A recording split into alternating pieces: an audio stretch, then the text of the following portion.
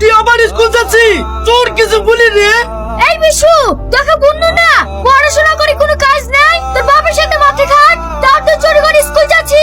মা বাস সব ছেলে পিলি স্কুল যাচ্ছে, কারোর সাথে তোর শখ নাই। যা জামা কাপড় পাল্টি তোর আব্বার সাথে মাঠে যা।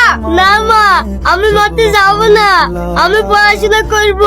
পড়াশোনা করবি? ওই পরে পিন্টু ছেলেকে দেখ গা, সারা জীবন পড়ি পড়ি এখন চাকরি হলো না, আবার বয়স হয়ে গেছে বলে বিয়ে হয়েছে না, ঘরে পড়ি পড়ি ড্যামেজ হয়েছে।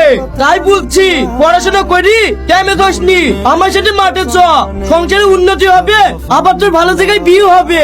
অত কথা না বাড়ি, তাড়াতাড়ি মাঠে খাবার নিয়ে যাও, আমার সাথে ছেলে দুটো ভোরে মাঠে গেছে। এই জানুয়ারির লেগে একটু দেরি হয়ে গেল, ওই ছেলেটি তো আমার শোনার চান, ভোরে যায় ভোরে বাড়ি আসে, আর তুই হয়েছি আমার সংসার নষ্ট করেছিলি। তুই আর ডিপটি করে মাঠে কি আইটা কাটগা, আমরা ওই শিশির মাঠে কাজ করে আসছি। আমি পারবো নাকি? পারবি নি মানে? ভাই একটু শোনো। কি হইলো রে বল। ভাই তোমার ওই বৌমারি মাঠে আমার 1 বিঘি জমি আছে, ওটা বিক্রি করবো ভাবছিলাম, তুমি কি নিতে পারবে? তোর জমি আমি ছাড়া আবার কে নেবে? তুই যে 6 মাস অন্তর অন্তর জমি বিক্রি করিস, টাকাগুলো কি করিস রে? ছেলেপিলিকে মিশনে পড়াশোনা করাছিনি। বড়ব্বা আমাকে দোয়া করেন, খুব পাপের কাজ করে আসলি নাকি, তাই দোয়া করবো? আজকে আমাদের স্কুলে পরীক্ষা তো, তাই আপনার সাথে দোয়া চাচ্ছি। পড়াশোনা করিস নাকি, তাই দোয়া চাইবে আসি? যা, এইসব ছেলেপিলি পড়াস কোন দুঃখের রে? সমাজ অন্তর জমি বিক্রি না করি ঠেঙ্গি মাঠে লিজাত পারিসনি, তাও তো সংসারের উন্নতি হয়। পড়াশোনার যে কি গুণ ঠিক টাইম হলেই বুঝতে পারবা।